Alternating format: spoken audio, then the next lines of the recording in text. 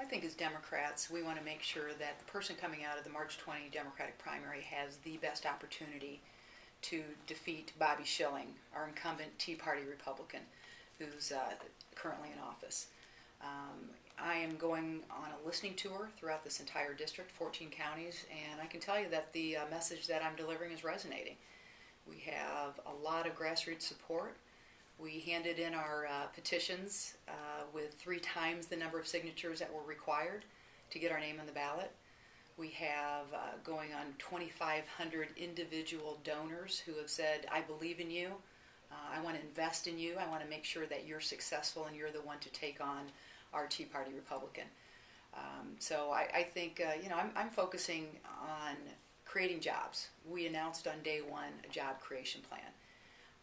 I'm a working mom.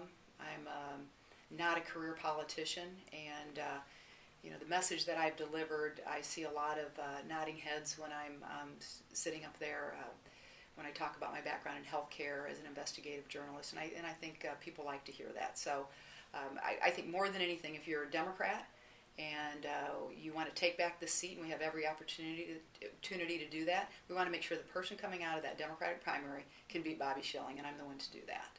I think the voters of the 17th District will have a distinct difference come November between Bobby Schilling and me. I'm not a career politician, but I have a history, a professional history of getting results. I have a history of being involved in the community. And, you don't succeed in any kind of job. You don't move up in any kind of job without doing well, without showing results. And, Bobby Schilling's been in office. He has yet to get any bills. He has not gotten one bill out of committee. I can tell you that my own psyche wouldn't allow me to serve in a role and not be successful. It's what I've done my entire career. I didn't own a pizza parlor, nor did I want to, but I've spent my career, I just was president of one of the largest women's organizations in the state. We have almost 900 members of a group called the Women's Connection. I was president of that board of directors, and that's about empowering women to get involved in the community. I've served on the YMCA board of directors. I've served on the largest child care organization in downstate Illinois. I've served on their executive committee and their board of directors. I have served on the board of directors of a poison control center. I have raised money for the YMCA, and I have a long list of accomplishments and public service to our region.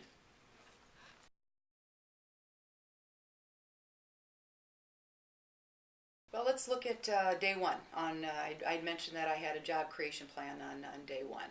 In our district, we are fortunate to have very solid manufacturing in place. We are very fortunate to have a community college environment in place. We have infrastructure in place to move goods. We have labor organizations that are stronger than any district in this country. And we have a Midwestern work ethic that isn't going to be beat.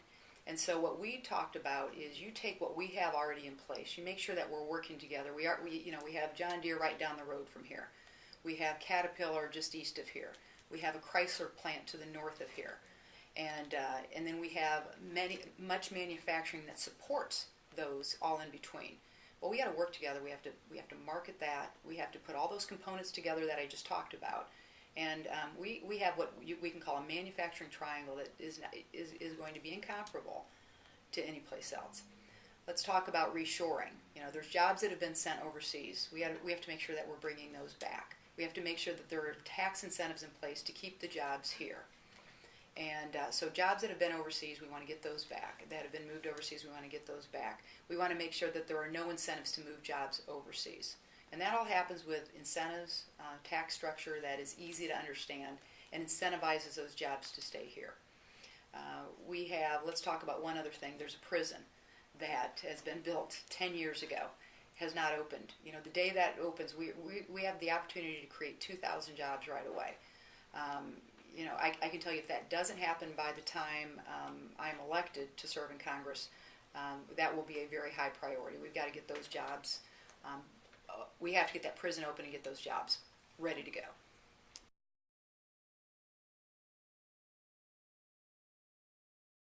I just met with a group of teachers, probably 20, 25 teachers, a week ago Saturday. No Child Left Behind has led to students taking tests for the sake of the test. What's very important in education is that we have the ability to have creative learning, innovative learning, different ways of learning, and that teachers are not just judged on how some kind of aptitude test is given and is scored. We've seen that happen throughout the country. I want to honor teachers. We can look to Finland. Let's look to areas where education is valued, where teachers are valued. We have, and you can look to Finland for some examples of that. What I told these teachers is that we need to make sure that the top students coming out of college are not just going into medicine or not just going into engineering, but are also going into education and our teaching. We need to make sure that they're paid accordingly, that if those are the top 1/3 of our students coming out of college, that they're rewarded for being the top 1/3 students coming out of college. And I think that's part of how we're going to reinvigorate our education system, is make sure we're honoring the educators, make sure that we are allowing innovation in school and not just teaching to get good grades on a test. Do you think control should be more locally decided? Well, my view is you have to make sure that teachers are involved in how the education system is structured. Not just administrators who have been out of teaching for a little while, not a member of Congress who has no background in education whatsoever. Let's talk to the teachers and let's make sure that we get their involvement in how this should be structured. If that's what you're doing every day for a living, you're going to know what's going to work best. Let's get the best of the teachers and let's make sure that they weigh in on those kind of decisions.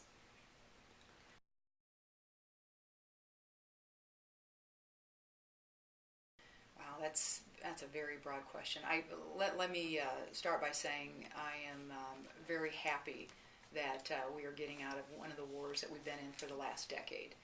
And let's also say that those troops who have served our country, who have protected our country and our rights and our freedoms, that we look after them when they get home. When somebody's coming home with post-traumatic stress disorder, we better make sure that the health system is in place to look after them. And I think that that's got to be the top priority. We have to realize before we get into any war that there is a huge cost, and it's not just monetary. It's also on the lives of the troops who are going over there. When we saw the troops who would come back after a tour and then have to go back again, come home and then have to go back again, and knowing what they were going to face, that there is a huge emotional cost, a physical cost to that. I've talked with veterans, and if you talk about the real cost of war, it's on it's not just on the troops, but it's on their families. Why do we have such a high suicide rate for soldiers who are returning, for the troops who are returning? There's a lot of questions we have to ask about that, but I know this is not a definite, not a specific answer to that, because that is such a broad question that you're asking, but I think there's a lot you have to look at before we ever enter a new war. I think it's being asked because we have been at war for quite some time, and there has certainly been a lot of disagreement as to the United States' role as the policeman of the world, and I wonder if you have an opinion on that. Well, looking out for human rights, putting our hand up and saying that we have to do what we can to make sure terrorism doesn't get more of a toehold than it already has. That's important, but we have to do it with other countries. We can't do it alone. We can't afford to do it alone.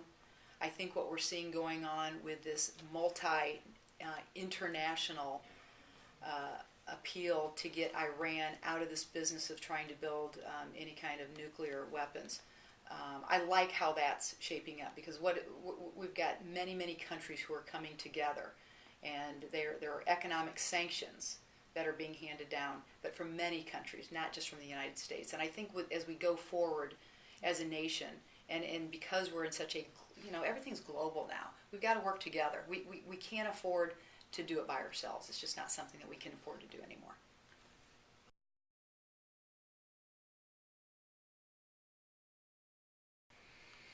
You got a really good Mexican restaurant downtown that is run by Mr. Barajas, and I'll tell you what, I had a very good evening there. We had a great conversation, and I'll tell you what, it was unbelievable food. I love Mexican food anyway. The people, I knew the people here were good people. I've been treated very nicely and respectfully every time I've come here. Marched in your parade this past year, and had a good time there. But this area is hurting from an employment perspective, like many areas of this district. In the 17th district, we have the highest unemployment rate in the northern part of this district. It's still in the double-digit range. And, when I talk to people in the Sauk Valley area, it's that I hear about the prison. What am I going to do to get that prison open? I've heard a lot about that. What am I going to do to help restore manufacturing? Am I going to do anything to make sure Medicare is there for the next generation? Am I going to do anything to make sure Social Security is there for the next generation?